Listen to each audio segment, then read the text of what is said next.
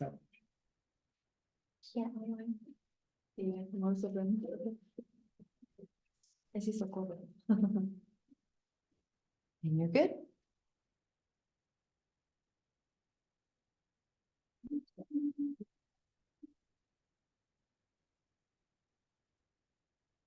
Yeah, you guys are ready. Yeah. Okay. Welcome, everybody. I hope you can hear us well. We are going to go ahead and get started. So welcome to the Interdisciplinary Faculty Collaboration for Teaching and Learning TLI session. These are my colleagues. We are going to start with some introductions, right?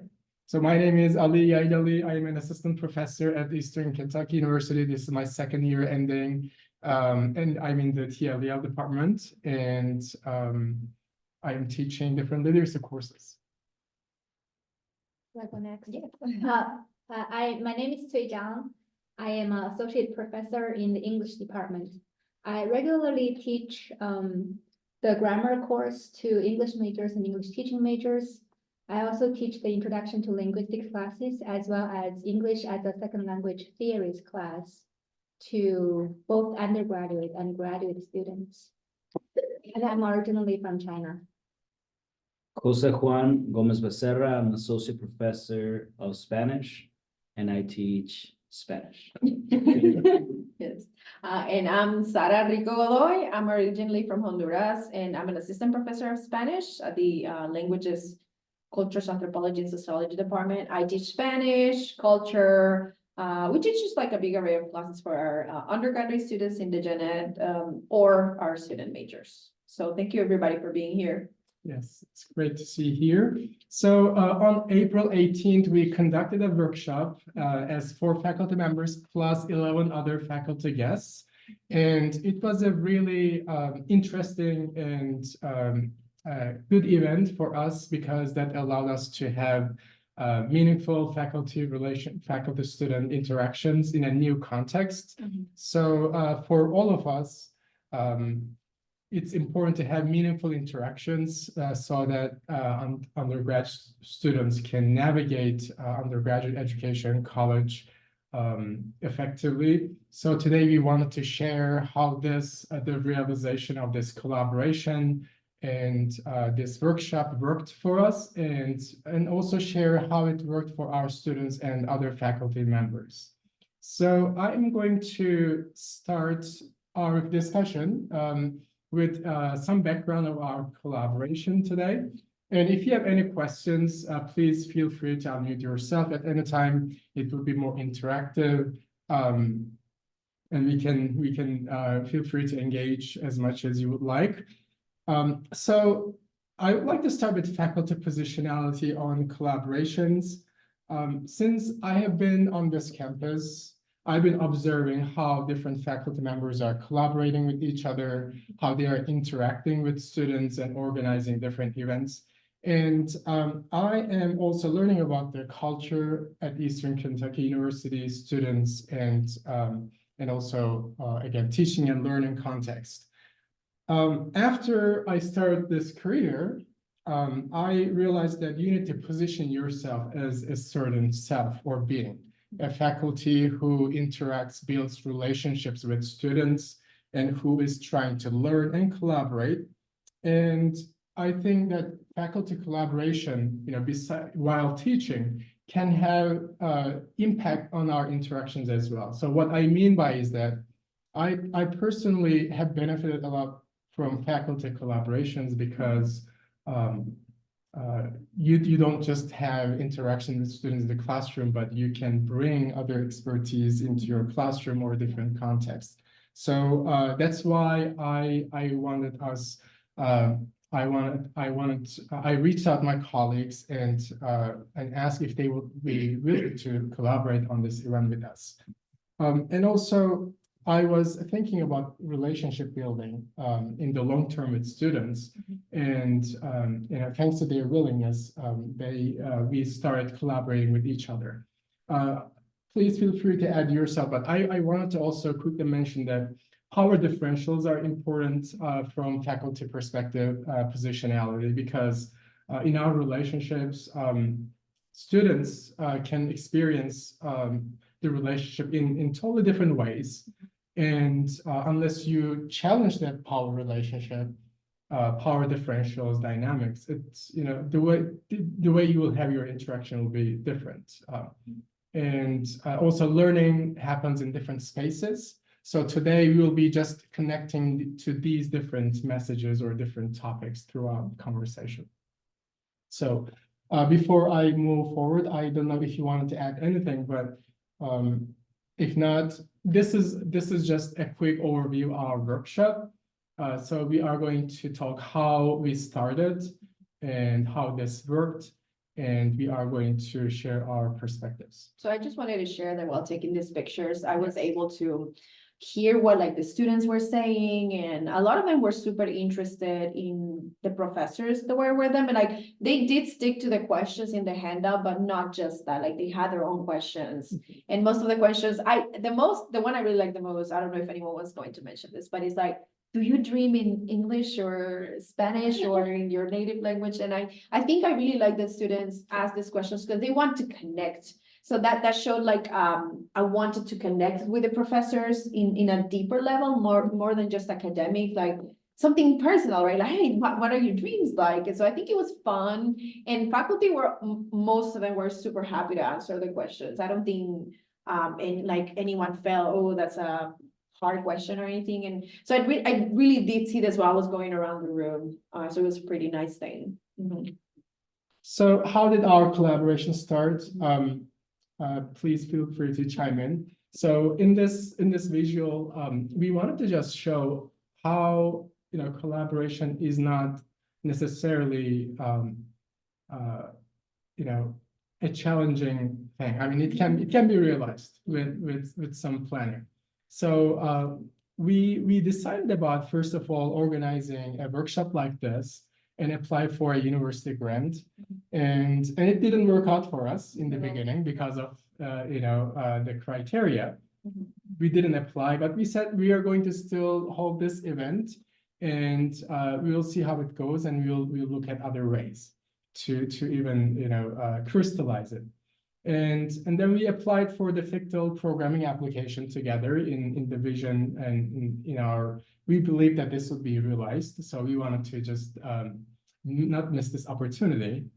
And we tried, we had another meeting, but then we tried the first version of this workshop in Sway's classroom, actually. Yeah. So it was on Zoom, right? Yes, my class is an online class because most of my students are in-service teachers or they live far away, and so they cannot come to campus. And because we regularly meet on Zoom, I just brought these three to our Zoom meeting. The original idea was to have like our meeting on April 18th to divide them into small groups, and several students would work with each of us. But on that day, I think it was right after a storm, some students lost connectivity to the internet, and so we had a smaller attendance than expected.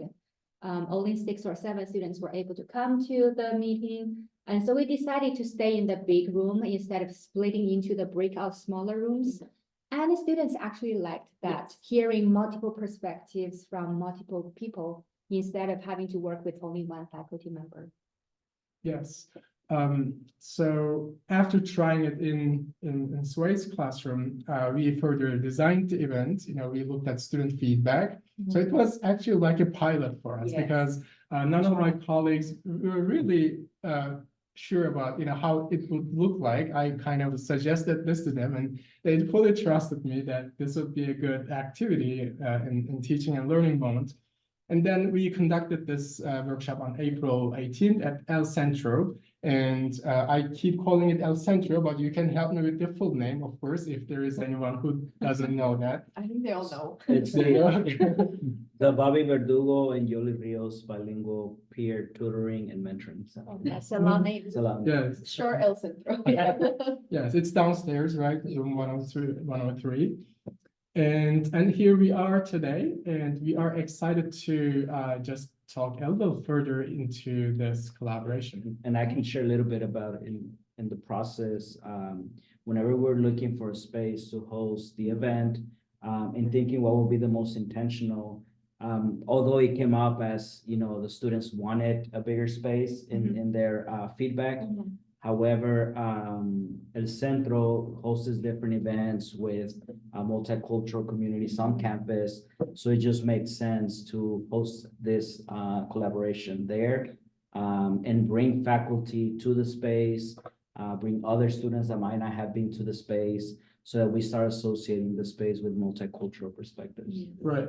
We were initially also thinking about just visiting each other's classrooms and be guest speakers in different either Zoom breakout rooms or in person. But we decided that we could do in a larger space. But it doesn't have to be you don't have to really have that space, because you can invite a few faculty members and you can just have different tables. So today's example doesn't have to be taken like it needs to be an event with a large group and in a large space, but we will talk about how we can implement it in a classroom as well. So I think for my class as a pilot, we had too many questions designed and students didn't have a lot of time yeah. to ask their personal questions. From that event, we realized we wanted students to ask more of their own questions. So we kind of reduced the number of the pre-designed questions on the worksheet that students received on the workshop day, right? yes, that was a good experience for us. So we'll talk a little bit about the structure of the workshop on April 18th after different, getting feedback and modifying it. I don't know if anyone would like to review it. Sure. I could do it. So something that I think we did mention was that before starting the whole timeline thing, the reaching out, the email that you sent to reach out to us and ask for it was kind of like the beginning of it. But like there was also a want to for collaborating among us, and I think we all said yes. So I think it all started probably before maybe during the fall semester. Yes, during the fall semester. Yeah, so I think that's a good thing. So the actual workshop itself had a few parts. So the first thing was introductions. At the beginning, we just did introductions from all the faculty in the room. So oh, that's true. That's true. So how did we get to these 11 faculty members? That's true. So it was just us four, but then we said, okay, if we're gonna do it in big, we need at least 5 more. But I remember we sent emails to all of our friends or colleagues, and everybody mostly said yes, which was amazing. And I can see the faculty wants to collaborate, and also the fact that they know it was at El Centro, which is a multicultural space as well. I think that also played an important role. So the actual day of the event, everybody introduced themselves. The students were really motivated, seeing all these professors from all these different countries in the world that speak 3, 4, 5 languages. So the first topic, so the handout was divided in 3 sections. The first section was the background. So it was asking questions like, where did you learn English or your second language? Where did you grow up? Where did you spend most of your time? And were there any challenges when you were trying to learn their second language? And then English in international context. So the questions were like, how is English viewed in your native country?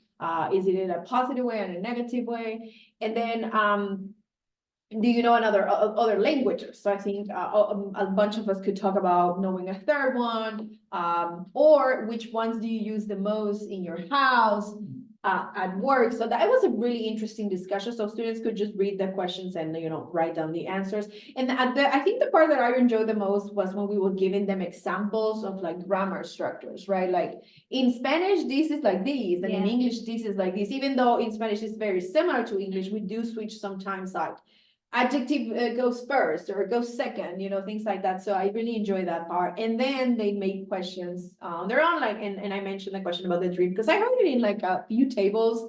And then some of them, like the question that's there, how did you end up in the US? Like what made you come to the US? But I really enjoyed that in my group. There was a question that I thought was really meaningful. And is that one of your students, Ali, she asked, I'm gonna be a teacher of multicultural children. Like, how do I approach it? And she really looked interested in knowing this. So I was like, okay, so if the kid, the kid is different, he speaks another language, just empower them to, hey, you have a superpower. You speak more than 2 languages, or you speak 3. So she was like, oh, that's really important. She was taking notes. So I could see that these students were really interested in learning how to teach kids like this, because we had different groups, right? So with your class, they're going to be teachers. Then our other classes, I think they're just learning a second language, so they can identify themselves in that role. But I really enjoyed talking to future teachers as well, that they were really interested in knowing this. And then the last thing we did with students was a reflection form. They rated the event, they commented on the experience. I don't know if you guys want to say anything else about this. So we are going to talk about the some of their comments that they Yes. made. Like, So one thing that may not be necessarily visible in this structure is like why we made it this way. So the ice-breaking part, so first of all, faculty brings certain differences and similarities, assets and strengths to the campus, to the classroom.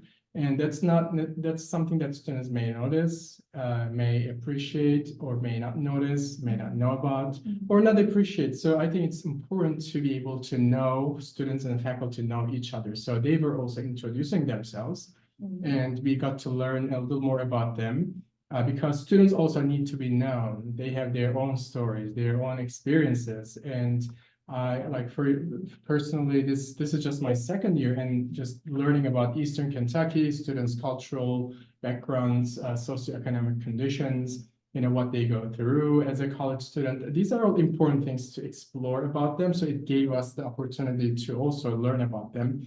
And the other discussion topics are also geared toward that, knowing the faculty, and also students asking their own questions allows them to, again, just go a little more into more personal questions, which we were totally fine about.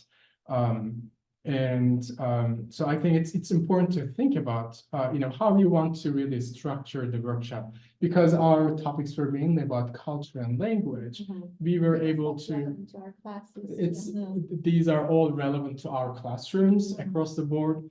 And we can just, although we modified our questions slightly, I think we were able to still talk about very similar questions. So it's important to know, again, your approach. What are you trying to accomplish in this? For us, it was mainly getting to know each other, and then allowing students to ask their questions. So we can also ask, we were both asking questions to each other. All right, so I think, I hope this is a little clear, but I just wanted to stop for a few seconds if there was any question so far. Will we be able to see questions? Yes, I am checking the chat. There is no one so far, so we can, I guess, go a little further. So the faculty was multilingual, multicultural in different ways. So you can see some of the languages spoken by the faculty, and you can see the flyer that we created, but we are going to relate this to more to faculty of anyone. Like it doesn't have to be a multilingual faculty to do such a workshop. So we'll come to that. Again, these are the pictures, and you see at least 1 or 2 faculty members interacting at a table, and 4 or 5 students in a casual environment. For us, we brought refreshments, right, snacks, and students just interviewed the faculty. So we want to create this informal context. That's what I wanted to emphasize, and El Centro is a wonderful place for this. I just want to reiterate that. Okay, so let's talk a little more about student reflections. So where do we see our students learning and our teaching? What do they say about that? So I can start with my class. My class is Spanish 381, Civilizations and Culture. So even though we don't really touch like grammar points. I mean, I'm always going over grammar with them because of the writing assignments, the speaking assignments, because the class is completely in Spanish, right? So, so they were in this activity. So one of the first comments that really grabbed my attention is the first one. I think this activity was really awesome and something that should definitely happen again. The students crave these interactions. In the future, it will be interesting to get to meet multiple professors. So which is what we did in Sway's class. Like they were with the three of us, and we really enjoyed that. But I think in this case, they even suggested like rotation of faculty. So maybe we can try that. It was also cool that we got to really get to know one specific professor. Overall, I really enjoyed this experience. So, and then the other one, I think he, referring to Ali, was a very nice person that had a lot of really good ideas and topics that he implanted into the conversation. It was interesting to hear his opinions and stories about experiences that connected his culture and foreign language to Eastern Kentucky. And I think this is really important to them as well, because they're not just hearing about our background in an isolated way. I mean, oh yeah, you're from Honduras, you're from Turkey, but they're also hearing how that fits in Kentucky, which is where they're from, like where most of them are from. So I think they really appreciated that. So this is part of my class. Great. So I am teaching 2 grammar classes, and again, the topics connected very well to my classroom as well, because we are exploring what languages, what dialect is, Eastern Kentucky dialect or accent, and also socially constructed ideas about, you know, how people view each other if they live in Eastern Kentucky or another part of Kentucky or the US.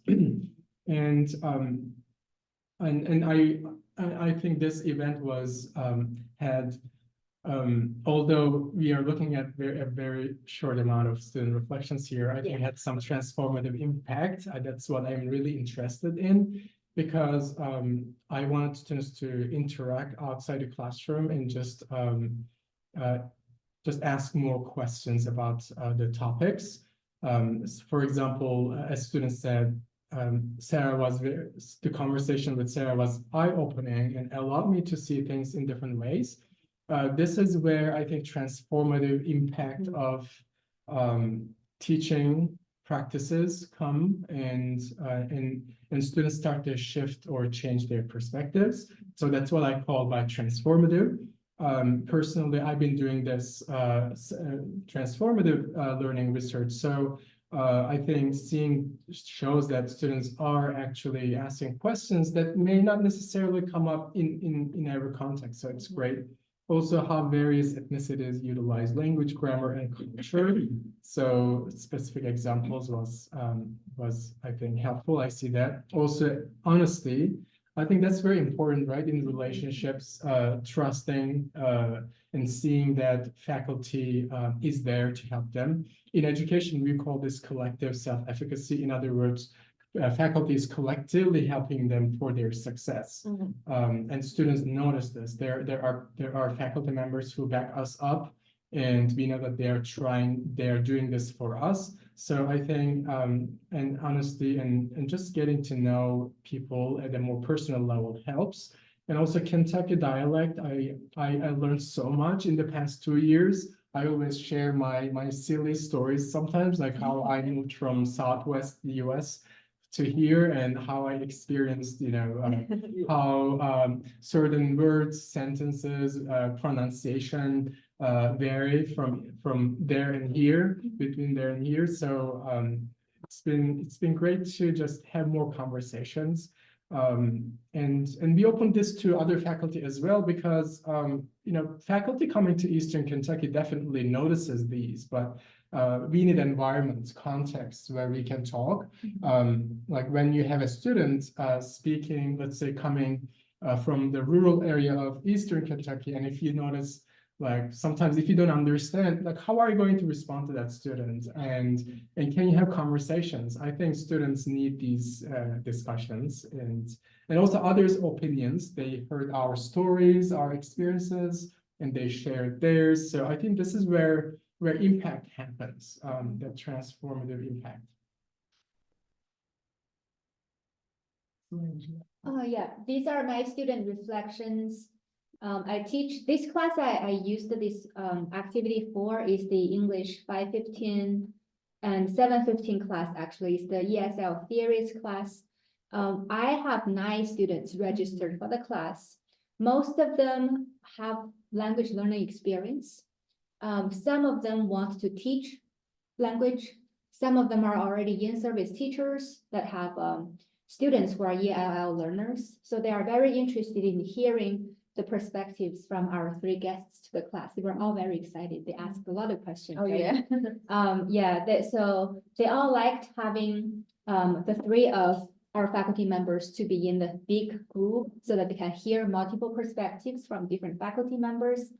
And the students were saying that they really love learning about other cultures and languages. So this class was a lot of fun. I think by this class, the students were referring to this particular class session.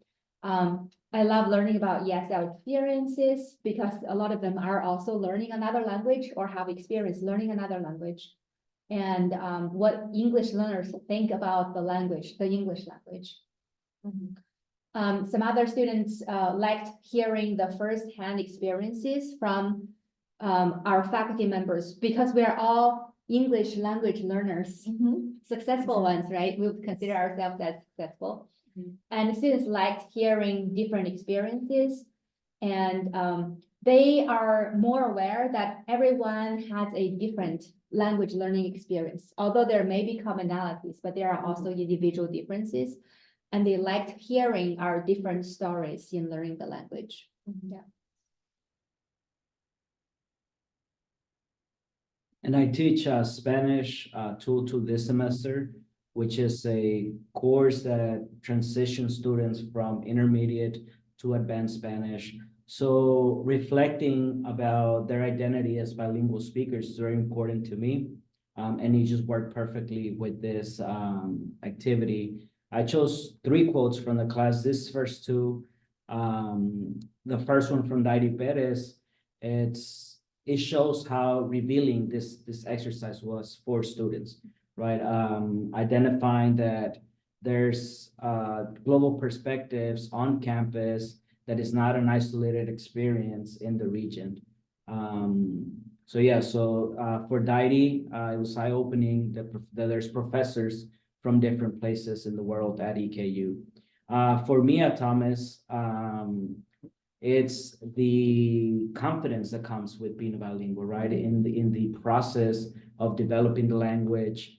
For her, listening to the challenges of professionals or that professionals face when learning another language was, it provided her with more confidence, was encouraging on her own language learning journey.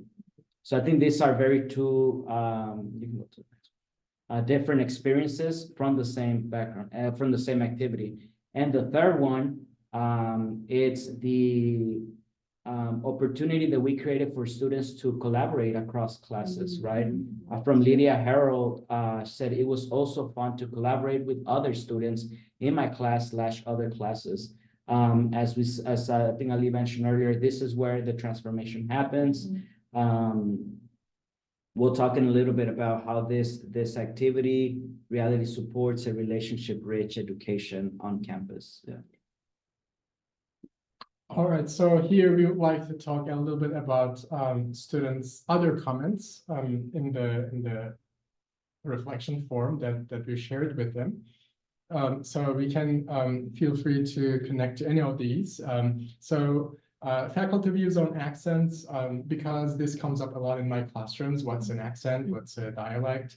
An Eastern dialect and others. I talk a lot about standard language construct and how people view language usage and think about other people's characteristics in terms of education, in terms of who they are, their identity, just based on language. So we kind of we went a little deeper into discussions in my classroom, but building that background in the classroom and then coming here and seeing how different faculty brings their own experiences and perspectives, it really reinforces their understandings in the classroom. So we kind of use this as a springboard, as a place where students can actually see that what we discuss in the classroom is based on experience. You know, they see real examples. So Eastern dialect was one of the common topics, and of course accent and how we perceive accent. Also, stories of learning another language. I think that's what we emphasize in the comments. And how faculty end up in the US. You know, we have been discussing this in different ways. I think this gave them a good opportunity to ask, you know, such a personal question sometimes, because we go through different experiences. And I don't know if Sue, you want to add. Yeah, I think a question related to that question, I had a student at my table who asked, if you had the choice, would you rather work in your home country or Right. here? Because she immigrated here as a child, but she always thinking about going back to Cuba because all her relatives are there. And she was thinking if she should, after graduation, right, should go back to Cuba and work. And she asked why I stayed in the United States and why I didn't go back to China and work in China. And so we talked about that for quite some time actually at the table. Yeah, I was asked the same question. So I just told them how I almost ended up not becoming a teacher after undergraduate, and then not being happy about the kind of you know, social perceptions and social issues. And then I said, you know, I wanted to become a better teacher, and I decided to get my master's because I was going to be an English teacher.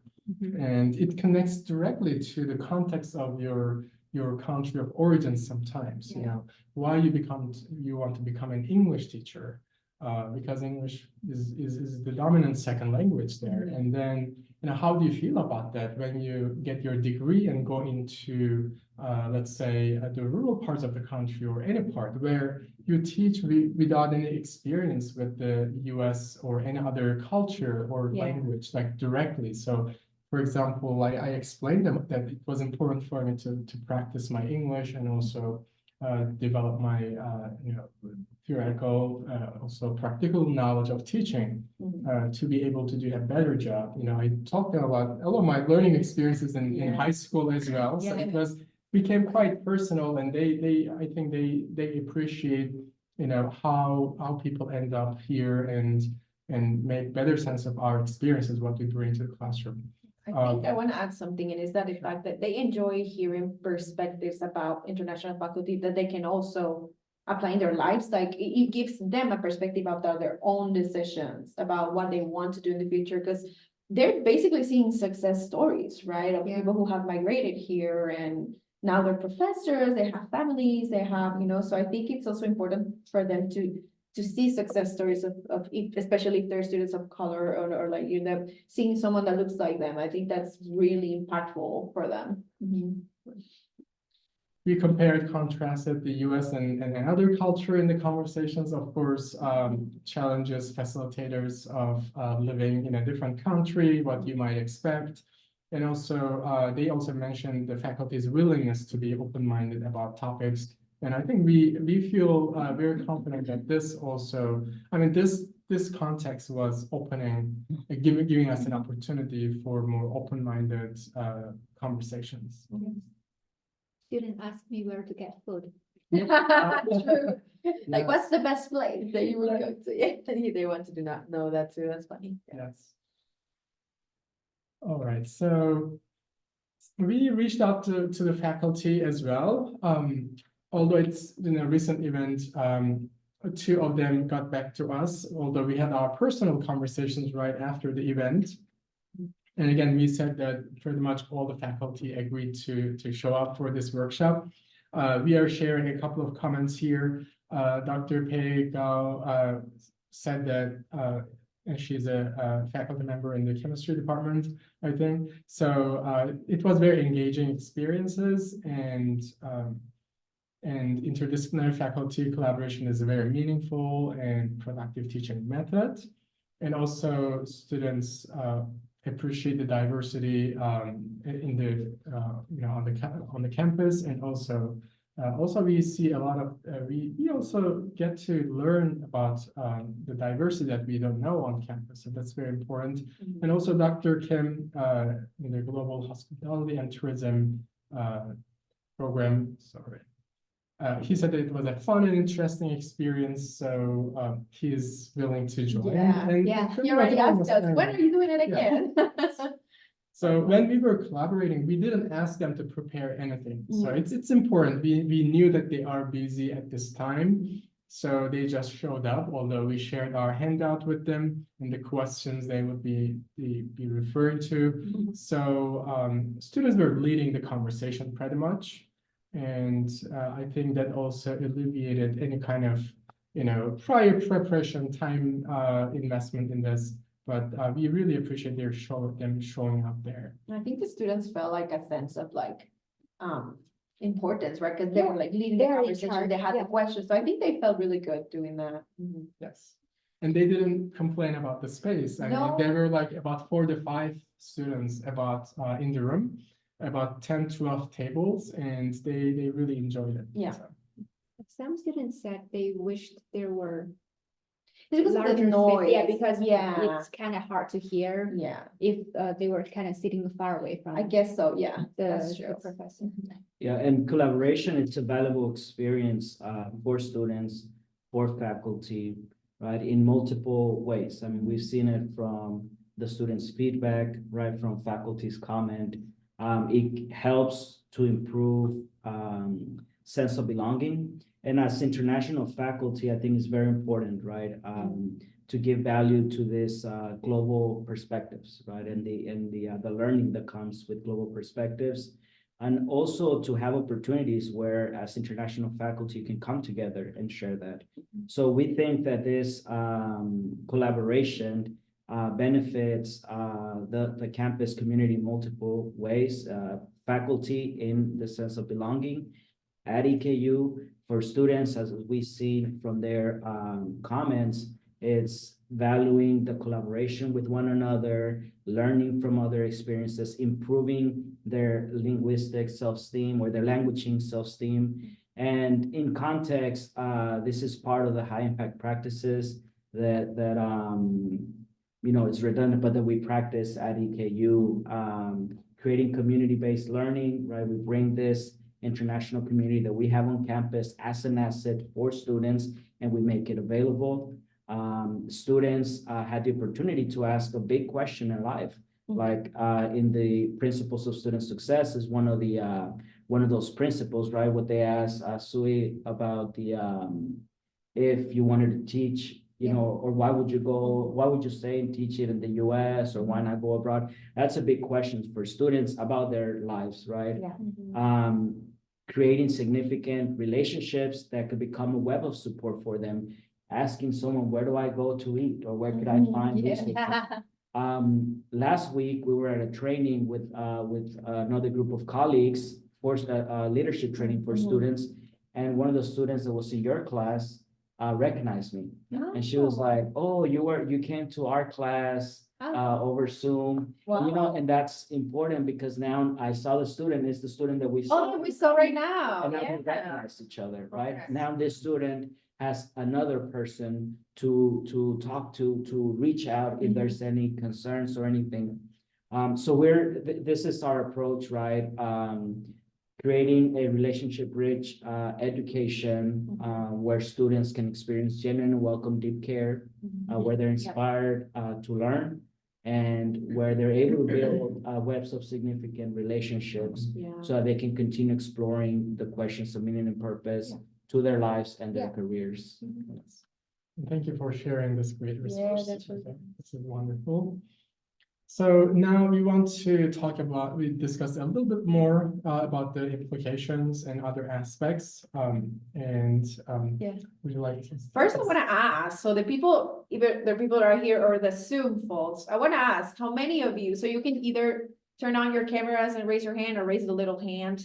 How many of you have collaborated with faculty or colleagues from your areas at EKU? So I want to see if anyone, we all have, right?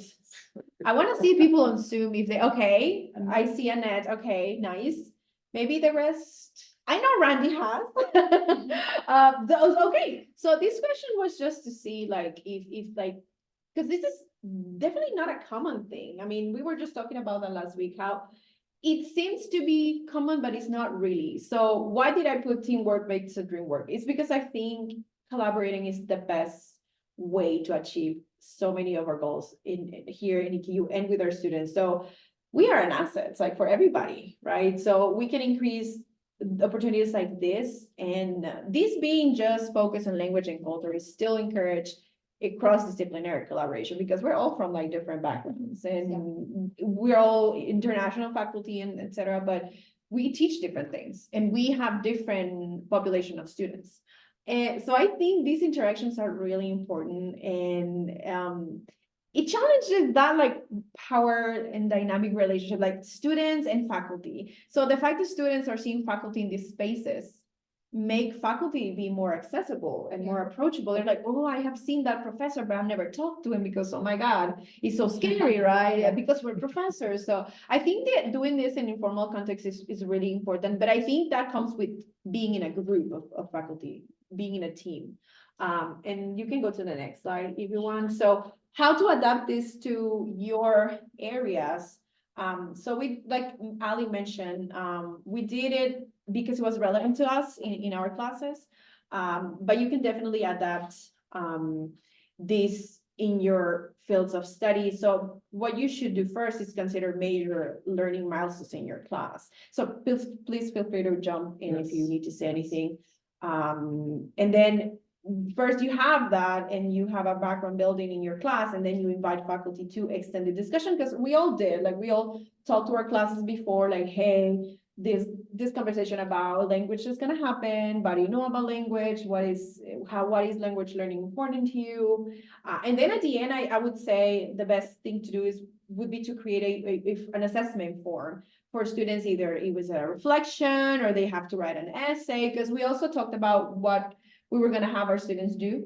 And most of us did the survey reflection, but maybe, I don't know if you guys added like an essay or something extra, but this is something important, because that way you can see the results of the workshop. So this is not only a workshop for languages or for cultures. It can be definitely applied to other things, and then inviting faculty that's in the same area or maybe different area, but that is familiar. Maybe they have studied the same field of study you are. So I think this is really important. And this, at the end, the assessment measures not only student satisfaction, but also faculty, because I think it was really important to ask professor, hey, what did you think? And then they get back to you and said, okay, I will definitely do this again. And like verbally, I've heard from many of them that they would like to do it again. And I even heard from faculty who unfortunately could not be there for many reasons, like, hey, please come me in for the next one. Like I couldn't be there because I was teaching, or because I didn't, I was not able to be there, but they want to be part of it. So I think that's why doing these workshops is important, and not just for us as faculty and because of opportunities for collaboration, but also for students. So students can also see that we work in groups and that we have a lot to learn from each other. Yeah, one thing that differentiates our collaboration is perhaps that we first build some content background. Yeah. So we waited until April. So we could have done this in the first weeks or first month, but we wanted to introduce important topics in our classrooms. So when students have some background, we wanted to reinforce, we want to further their understanding, or make sure that they form new understandings of the topics that we teach in our classrooms. And then we designed our handouts or interview questions, and we tailored it to our own content areas. So when collaborating, you might decide to invite perhaps a faculty to talk about or present, but this wasn't a presentation. This was a conversation about the topics. So it's important to just wait and teach and introduce important topics, issues in your classrooms.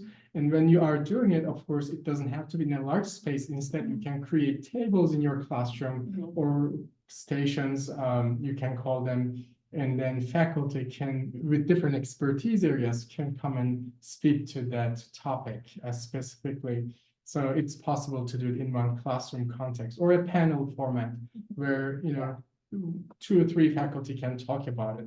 So that's something that I wanted to address. And also, one thing that Sarah was mentioning is about the power dynamics just before moving forward. I just want to say that, like, after 2 years being here on campus, although my first impression was that the faculty-student relationships are really important and faculty are putting a lot of effort into it, I start to notice that students are still hesitant to really reach out. Yes, yes. And they still think that, we are faculty members who are, we hold power, and of course, with our title, we mean something to them. But I think it's important to, again, take take an extra mile to again, disrupt that as much as possible with informal contexts. So I think this is what we have planned for our discussion today. Yes. So we have some more time for discussions about broader issues or more specific topics related to this workshop. And this is our contact information. So it's now time to continue this conversation a little further with your questions and comments. And thank you again for being here. Feel free to just unmute. If you're in Zoom, you can just unmute and talk. Yeah, okay, Ron. I have a question, but first kind of prefaced by a statement I think we'll all agree with, that exposure to people from other countries, other cultures is a really vital component of the university experience. I think we all agree with that. So the question is, someone mentioned hesitancy on the part of students and maybe even hesitancy on the part of faculty. And I'm talking about, American faculty as well as international faculty. What can you do to get people more involved? Campus, everybody's busy. Everybody's going their separate ways. I know you found out this is not easy to get a lot of people together to talk about interdisciplinary collaboration. So have you been able to formulate plans? Is that your goal, and how do you reach it? Great. Yeah, great question. I can start it a little bit if you'd like. So I think I would say that we all are reflective academics, right? That's part of our role here. Because we think about a lot of important topics, we address them. Besides teaching content, we want to introduce students to a variety of issues. So that makes us reflective beings. And we always experience issues in our own context. So I think it's important to use that reflection to build that collaboration.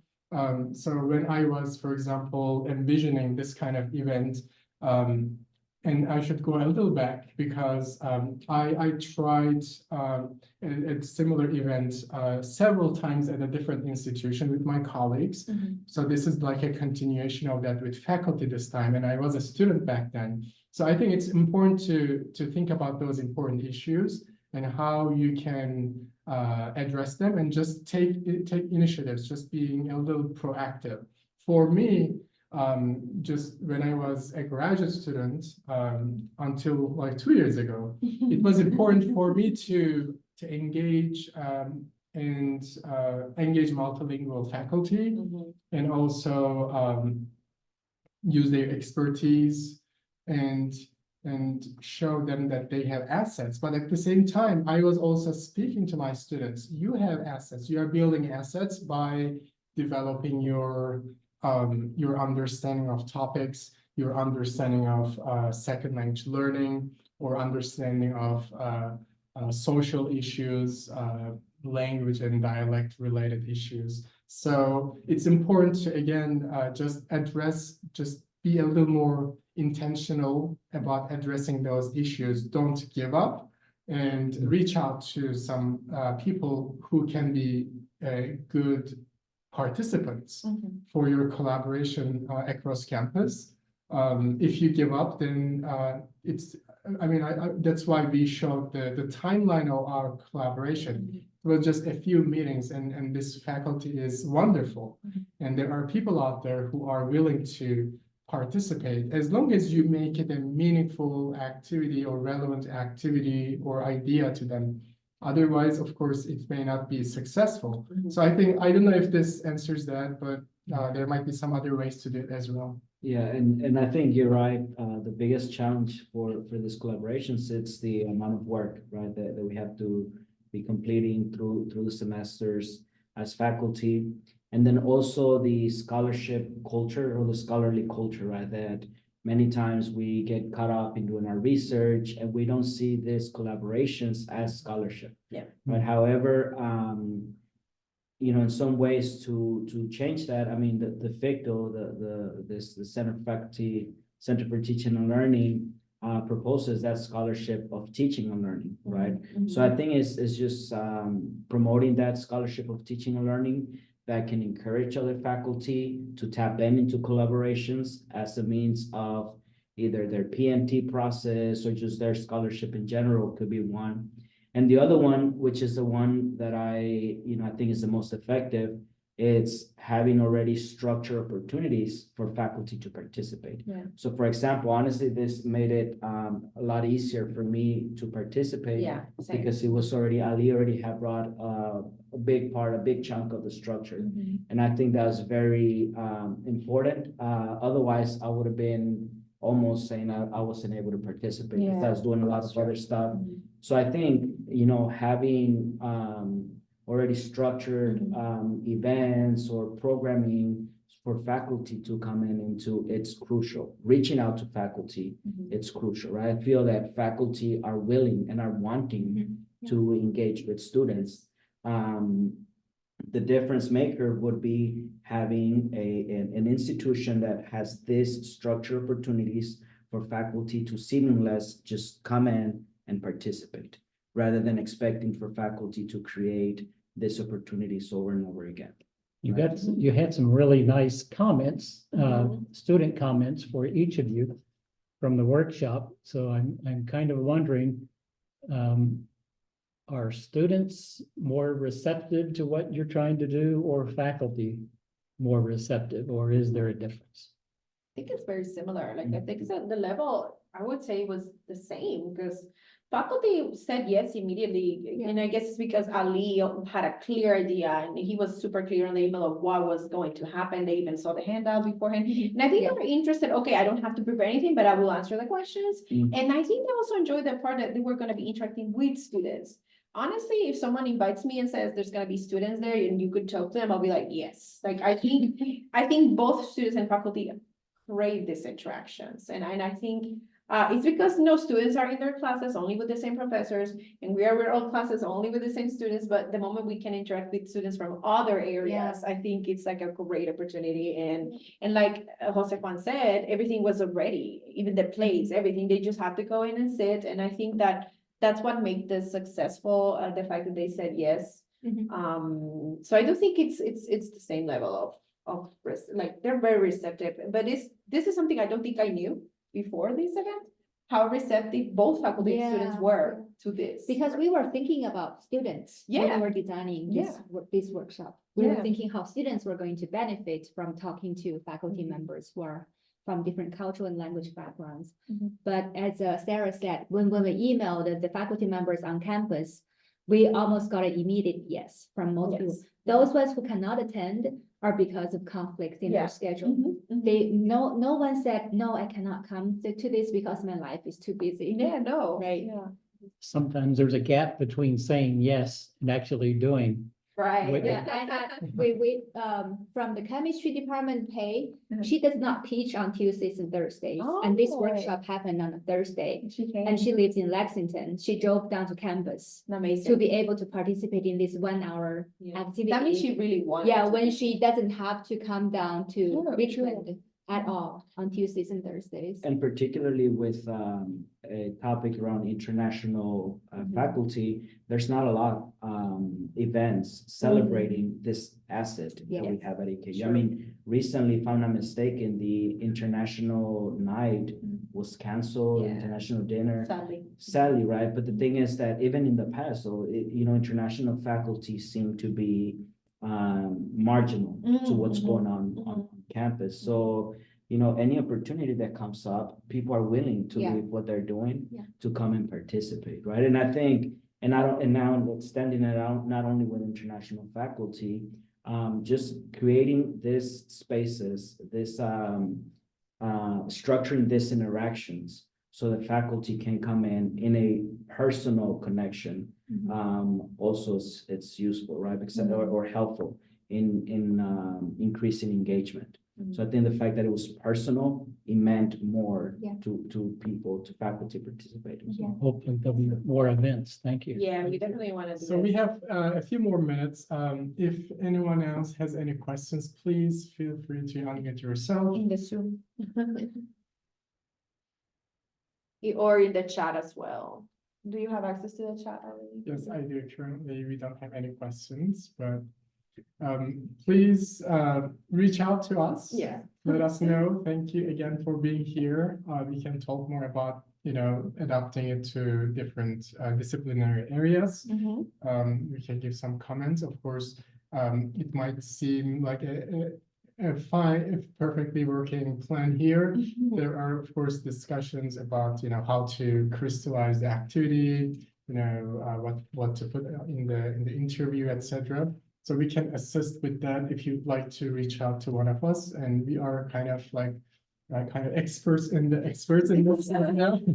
So I would be happy. Thank you again. Have a great rest of the last 2 weeks of the Yes. semester. Fighting. Yes. Someone said something there. Thank you for Thank you for sharing. sharing. Thank your- you. Looking forward. Yes, thank you, Annette. Thank you a lot. You can read the full comment. Yes. Looking forward to incorporating this information. Yes. Wonderful. Thank you. Bye. Okay.